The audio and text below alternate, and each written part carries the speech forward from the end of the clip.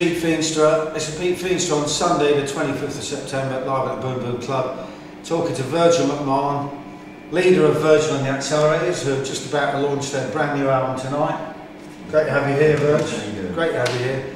And the album is called Radium. Radium. I think some people have already got it. You did a few shows a few months back before the summer. We have. I think we had it sort of mid-May. We got a few sling from the stage, and so people picked them up. That was the Blues Caravan, right?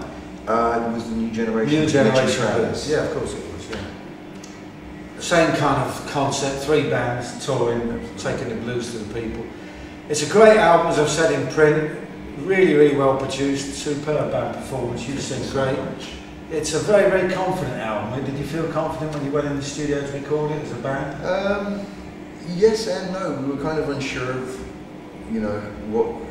what the turnout of it was going to be, but we just went in there and we're going to give it our best shot. Yeah. Did you have all the songs kind of worked out before you went in there, or did some of them shape up while you were? Well, funny enough, the majority of the songs we'd had done and everything, and one night I was just sitting in the studio playing around with the guitar, and we wrote the track Fell to the Floor. I think we wrote it in about 5 minutes, rehearsed it for 2 hours, and recorded it the next day. First take, second take, something like that? I think it was done in 2 takes. Wow. Which was Steve Rispin did the engineering? He did, Liscombe Park. Wow. Which was really good. Some famous people who recorded there, but very few have got that kind of live sound that you got live in the studio. Was that an intention for it to have that kind of edgy? It's not edgy, it's very polished actually. It's live in the studio. I'd say so. We could, big sound. We didn't want to rehearse anything too much. We just kind of wanted to keep it a little bit, natural. We wanted to keep the naturalness of it there. So I think Steve did a great job in capturing that. Very much so. And is it fair to say that what you produced on the album is a result of all the gigs you've been doing leading into that? I'd say so. It's a result of all the shows we've played here, the clubs, and around the place. It's also a result of the fantastic and inspiring musicians we've met along the way. Yeah, you've been touring with Joanne Shaw Taylor, of course. Joanne's been a big influence. Yeah. Who you played bass with? I did play bass with her, yes. Yeah. I did. 2 months, I think it was. Before that, you toured together on the same bill, of course, with your own band. Yeah, we did, with the New Blues Generation tour. We did with Ollie Brown last May. Who's also out there, he's in the States at the moment, doing great. So, yeah, you're kind of part of the whole new vanguard of rock blues and rock in general. Do you feel that at all? Are you aware of that? Well,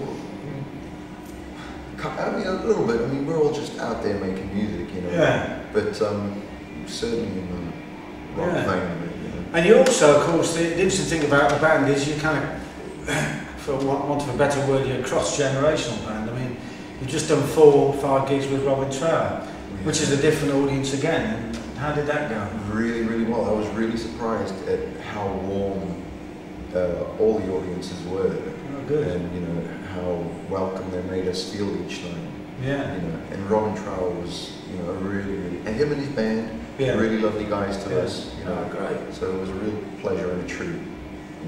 And of course, you're in the presence of a guy who kind of defined that post-Hendrix guitar sound, of course. Very, very much so. Another one of my influences. Oh, really? Robin Trower. And who are your influences? I talked to Mitch Laddie earlier today. He talked about some people I would never have thought about. I'm not just thinking about rock blues. I mean, I'm just thinking generally. How did you come to where you are now? Well, both playing the guitar and songwriting-wise. Well, my biggest influence, above Stevie Ray, above Jimi Hendrix, is my father. Oh, good. He inspired me to pick up the guitar. He made it look cool. Henry, that's him. Oh, He inspired it. That in me. I mean, then Stevie Ray, Jimi Hendrix. Another one of my favorite players of all time is a country player who goes by the name of Brad Paisley. Right, yeah. Left field. Yeah, he's another one of my favorites. Philip Sace. Yeah, great technician. Is one of my all-time heroes. Joe Bonamassa, of course. Joanne Shaw Taylor. Yeah. Excellent. All those guys. Excellent. So, at what stage, given the fact that we accept the fact your new album is absolutely tremendous, at what point did you kind of feel that you got your own style and your own take on things?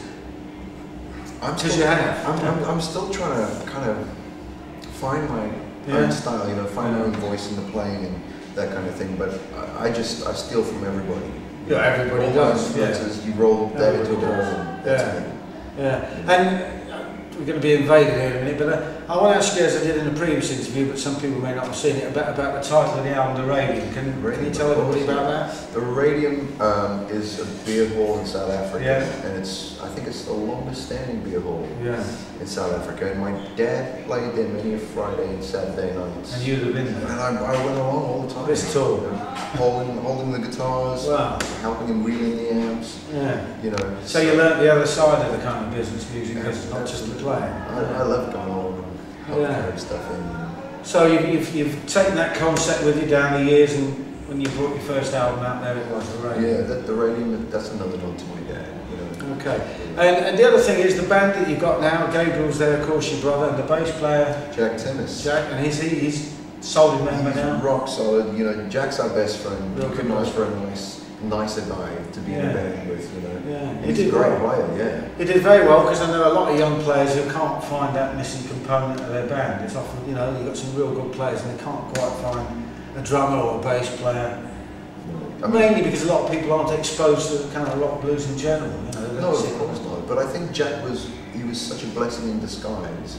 You know, and he's into his rock music. I mean, he's out and out rock. You know, Martin Crew and Kiss and that. You know.